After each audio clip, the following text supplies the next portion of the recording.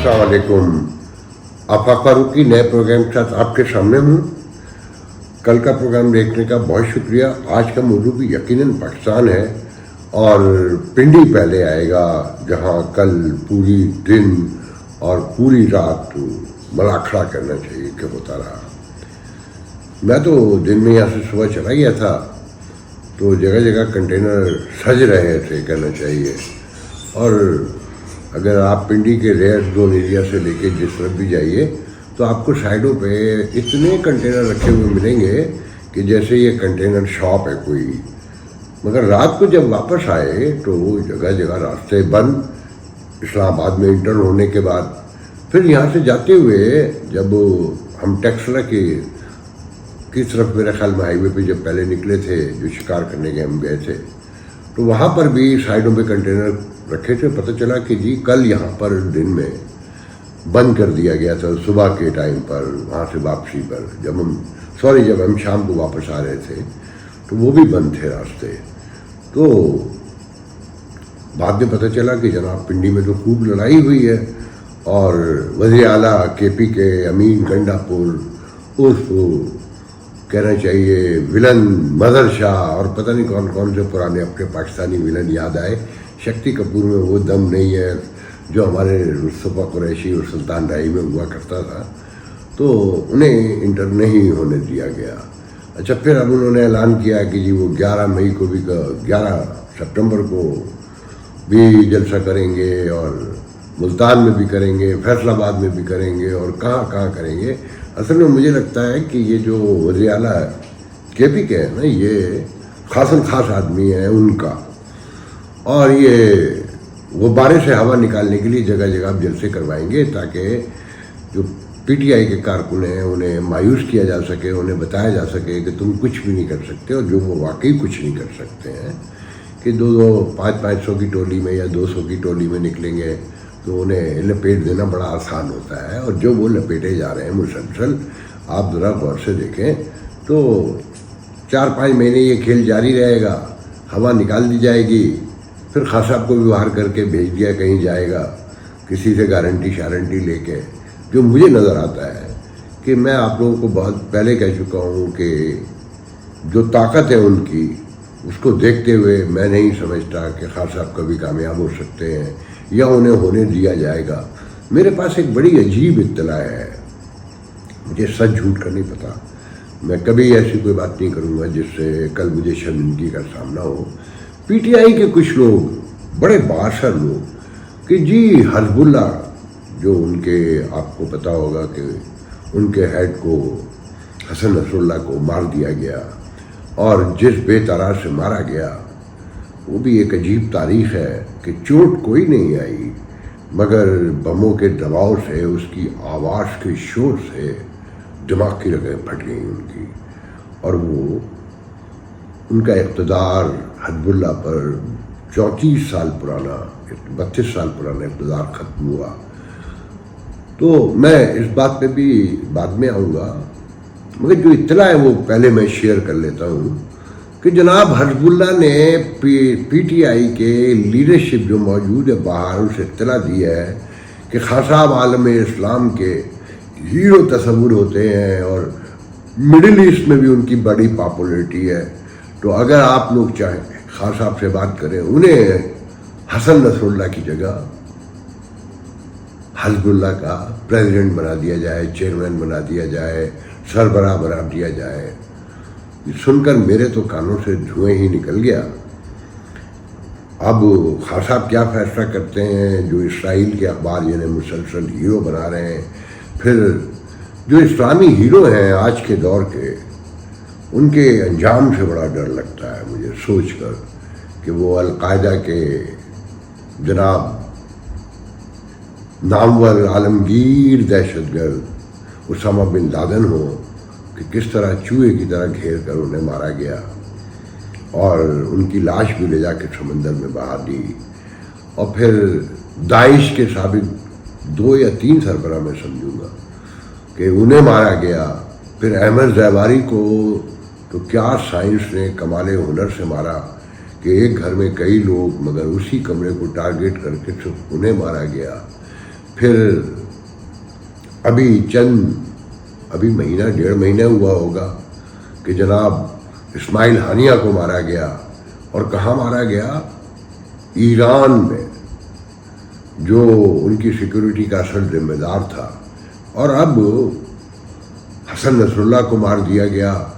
اور محمد علی حسینی اسلامی کونسل کے جو سیکریٹری ہیں، ان کا دعویٰ ہے کہ کیا جو نظر بھی آتا ہے کہ وہ چند دن پہلے یہ بیٹھ کر کہہ رہے تھے کہ حسن نصر اللہ وصیت لکھ لو کہ جنہوں نے تمہیں خریدا تھا انہوں نے تمہیں بیچ دیا ہے، اور اب تم جانے والے ہو، تمہارے بعد بھی جو آئے گا وہ بھی مارا جائے گا. اور جتنے بھی حزب اللہ کے لیڈر ہیں وہ سب انڈر سرویلنس ہیں. تو میرے ملک میں، پاکستان میں، اور جہاں میں رہتا ہوں، میرا اصل وطن اب جو ہے امریکہ، وہاں پر بھی پاکستانیوں کے ہیرو ہیں. حماس کے سربراہ ہانیہ بھی، اور حزب اللہ کے سربراہ حسن نصر اللہ بھی. تو میں بڑا حیران بھی ہوتا ہوں. اور یہ کس طرح گھیر کر مارے جاتے ہیں، اور نعرے، آوازیں، چیخ و پکار، اس کے سوا کچھ بھی نہیں ہے. ایسا لگتا ہے کہ کہنا چاہیے کہ مختاریہ گل بڑھ گئی ہے. کیا ہے وہ؟ کہ مختاریہ گل ود گئی ہے، کہ جہاں سے امید ہے آپ کو، اس نے بھی تم سے ہاتھ اٹھا لیا ہے اور صاف انکار کر دیا ہے کہ اپنے معاملات خود نپٹو. کہ سائنس اور ٹیکنالوجی سے مقابلہ نعرے بازی سے نہیں ہو سکتا. کہ جو آپ کے ہاتھ میں فون ہے، وہ کہیں سے بھی بیٹھ کر اس فون کو بم میں تبدیل کر سکتے ہیں.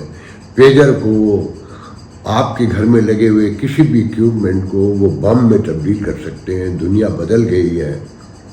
اور بائیڈن نے اپنی تقریر میں یونائٹڈ نیشن میں بہت واضح لفظوں میں اشارہ دیا ہے کہ سائنس کو، آرٹیفیشل انٹیلیجنس کو بڑی احتیاط سے استعمال کرنے کی ضرورت ہے. یہ آپ کو بتا دیا ہے کہ سب کچھ موجود ہے. اب نعروں سے کام نہیں ہوگا، یا جلن سے، حسد سے کام نہیں ہوگا. مقابلہ ہوگا، پازیٹیولی ہوگا، ورنہ نہیں ہوگا. مجھے یہ تو نہیں پتا کہ اس خبر میں کتنی صداقت ہے کہ خان صاحب کو حسن نصر اللہ کی جگہ آفر دی گئی ہے اور خان صاحب اسے کس نظر سے دیکھیں گے، یا یہ خبر کتنی سچی ہے. مگر پی ٹی آئی کے حلقوں میں بڑے زوروں پر ہے اور بڑی خوشی کا اظہار بھی کیا جا رہا ہے. واللہ عالم بالصواب. دیکھیں، ایک بات سمجھنی ہوگی ہم مسلمانوں کو کہ آپ 1400 سال پہلے کے ڈیلوژن میں زندہ نہیں رہ سکیں گے. آپ کو مہذب دنیا کے شانہ بشانہ چلنا ہوگا، ٹالرنس کا مظاہرہ کرنا ہوگا. انہیں بھی اسپیس دینی ہوگی، اپنے آپ کے لیے بھی اسپیس لینی ہوگی. مگر ترقی، خوشحالی، امن، سلامتی کے نام پر اگر آپ ساتھ میں یہ نعرہ بھی لگائیں گے کہ ترقی حاصل کر لو پھر ان سے نپٹیں گے، تو کبھی ترقی نہیں ہوگی. کہ دوسروں کی تباہی اور بربادی کی سوچ کے ساتھ جب آپ آگے بڑھتے ہیں تو اللہ دیکھ رہا ہے، وہ سن رہا ہے، وہ سمجھ رہا ہے، اسے پتہ ہے کہ آپ کے ارادے کیا ہیں. اور وہ رب العالمین ہے، رحمت العالمین ہے، رب المسلمین نہیں ہے. جب تک آپ یہ نہیں سمجھیں گے ترقی، خوشحالی، امن، سلامتی کا کوئی خواب پورا نہیں ہوگا. نعرے مارتے رہیے، یہ جہالت کے آخری حد ہے اور کچھ بھی نہیں. اور جہالت ایسی ہے کہ کل جہاں میں شکار کھیلنے گیا تھا، وہ واک اینڈ سے کوئی 15 کلومیٹر اندر جگہ ہوگی، مگر وہاں جا کے ایسا لگا کہ ہم سویلائزیشن سے کوئی سینکڑوں، ہزاروں میل دور آ گئے ہیں. اور جہاں کچھ بھی نہیں ہے، وہاں گجروں کی کچھ فیملیاں تھیں ایک جھیل کے کنارے. میں یقین کریں، کاش میں ویڈیو بنا سکتا کہ میں کیمرہ چھوڑ کر گیا تھا اس جگہ پر واک کرتا ہوا. تو وہاں جو گھر تھے، وہ جھونپڑیاں، وہ تنکوں سے جوڑ کر بنائی گئی تھیں. اور وہاں جو بچے گھوم رہے تھے، کوئی 3 یا 4 گھر تھے، وہ 30، 35، 40 بچے تھے، مجھے نہیں پتا. اتنے خوبصورت بچے کہ کم دیکھنے میں آئے ہوں گے. کہ جو چھوٹی بچیاں 6، 7، 8 سال کی تھیں، بلانڈ ہیئر تھے، جو یقیناً سورج کی روشنی سے ہوئے ہوں گے یا قدرتی طور پہ ہیں، مجھے نہیں پتہ، مگر میں نے ایسے خوبصورت بچے بہت کم دیکھے ہیں، مگر ان کی آنکھوں میں مچلتی خواہشیں، ان کے چہرے پہ پھیلی حیرتیں اور مایوسی کے ساتھ زندگی سے بے شعوری بہت واضح تھی اور صاف نظر آتی تھی۔ وہاں جو لوگ موجود تھے، جو ایڈلٹ تھے، جو خواتین تھیں، جو مرد تھے، وہ بیچارے بڑے کسمہ پرس سے، مجھے نہیں پتا کہ ان کا زندہ رہنے کا طریقہ کیا تھا، وہ کس بنیاد پر وہاں رہ رہے تھے۔ پھر کچھ لوگوں نے بتایا کہ یہاں جو زمینیں ہیں، وہ ساتھ میں پہلے تو کہا کہ اس علاقے کو بھی آپ علاقہ غیر ہی سمجھیں، یہاں کسی کی کوئی ریٹ وغیرہ نہیں ہے، اور یہ جو زمینیں ہیں یہ خانوں کی ہیں چاروں طرف۔ اب خانوں سے مراد ایک فرد کے بقول کہ یہ اسی علاقے کے خان ہیں۔ پنجابیوں میں کہ خان کتنے ہوتے ہیں، پوٹواریوں میں میرے علم میں نہیں ہے، میرے ذہن میں تو خان کے پی کے آتے ہیں، افغانستان کے آتے ہیں، جن کا اثر اس وقت پورے ملک میں ہے، خاص کر کاروبار میں۔ پھر میں نے وہاں ایک خان کو اپنے بچپن کے آئے ایک وہ دیکھا، مظاہر جسے کہنا چاہیے، کہ ٹوٹے پھوٹے برتن لے کر وہ نئے برتن دے رہا تھا، اور ایک موٹر سائیکل، ہمارے بچپن میں سائیکل ہوا کرتی تھی، وہ موٹر سائیکل پہ تھا، اس کی چاروں سائیڈوں پہ، دونوں سائیڈوں پہ اور اوپر نیچے کہنا چاہیے، بہت سارے کپ، برتن، دیگچیاں اور جانے کیا کیا بھرا ہوا تھا۔ وہ پرانا سامان جمع کر کے نیا سامان اس خطے میں ہمیشہ سے دیا جاتا ہے، تو بڑا عجیب سا بھی لگا اور حیرت بھی ہوئی، جسے کچھ لوگ یہ کہیں گے کہ کلچر پریزرو ہو رہا ہے۔ یہ کلچر پریزرو نہیں ہو رہا ہے، جہالت پریزرو ہو رہی ہے، جسے آپ سب کو اور ہمیں ماننا پڑے گا۔ بہرحال مچھلی کا ایک شکار جو تھا وہ بھی ایک نیا تجربہ تھا، کہ جو لوگ ساتھ تھے اسی علاقے کے، وہ ایک جنریٹر لے کر آئے تھے۔ جنریٹر سے وہ کرنٹ لے کر ایک راڈ کے ذریعے اسے پانی میں چھوڑتے تھے، اور پانی میں جب کرنٹ دوڑتا تھا تو مچھلیاں اوپر آتی تھیں اور پکڑ لیتے تھے۔ آپ یقین کریں کہ 1-1.5 گھنٹے میں انہوں نے 1 سے 1.5 من مچھلی پکڑی۔ میں نے زندگی میں نہ کبھی سنا نہ کبھی دیکھا تھا، پہلی بار دیکھا اور حیرت بھی ہوئی۔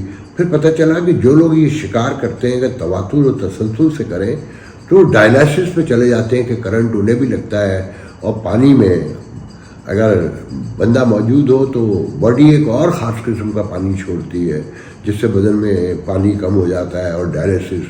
تو میں نے جو صاحب یہ کام کر رہے تھے، پڑھے لکھے نوجوان لڑکے تھے اور بڑے امپورٹنٹ اداروں میں کام کرتے تھے، تو میں نے ان سے پوچھا جب آپ کو پتہ ہے کہ ڈائلائسس پہ جا سکتے ہیں، آپ اس تواتر سے یہ کام کرتے ہیں، تو انہوں نے کہا صاحب جی شوق کا کوئی مول نہیں ہوتا۔ تو آپ کیا جواب دے سکتے ہیں، مگر میرے لیے سب کچھ حیران تھا۔ اور پتہ چلا کہ ان جھیلوں میں جہاں ہم گئے تھے آبشاروں میں، وہ ڈیم تھا، شاہپور ڈیم کہلاتا ہے میرے خیال میں، کہ 40 کلو کی مچھلیاں بھی ہیں، 10 کلو تک کی پکڑی بھی گئی، اور اس سے بڑی 1-2 بار چھوٹ گئیں، مگر مجھے یقین نہیں آ رہا تھا، اتنی بڑی مچھلیاں تو میں نے سمندر میں سنی ہے۔ خیر جب ہم واپس آئے تو پنڈی میں ہر طرف بتایا جاتا ہے، جو میں نے آنکھوں سے تو نہیں دیکھا مگر جو کالز آ رہی تھیں، جو یار دوستوں کے ساتھ لوگ تھے ان کی کالز آ رہی تھی کہ ہر طرف جو ہے مقابلہ ہو رہا ہے، شیلنگ ہو رہی ہے، لڑائی ہو رہی ہے، اور فائنلی انہیں ناکام پی ٹی آئی کو بنا دیا گیا۔ یہ کب تک رہے گا اس سے اندازہ لگا رہے ہیں، لوگ تھک جاتے ہیں۔ پھر اس خطے کی یہ خاص اپنی ویلیوز ہیں کہ وہ لڑنے کے آپس میں ماہر ہیں، باہر لڑنے کے لیے وہ بڑے کمزور ہیں، وہ طاقت کے سامنے جلدی ہتھیار ڈال دیتے ہیں۔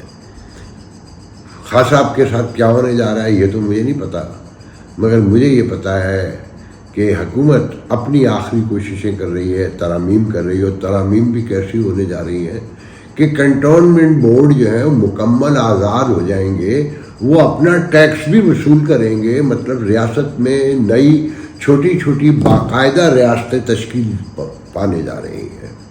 اس سے زیادہ اور کیا کہوں، جج رہیں گے نہیں رہیں گے، مجھے تو لگتا ہے کہ ججوں کی آڑ میں کھیل کہیں کچھ اور ہو رہا ہے۔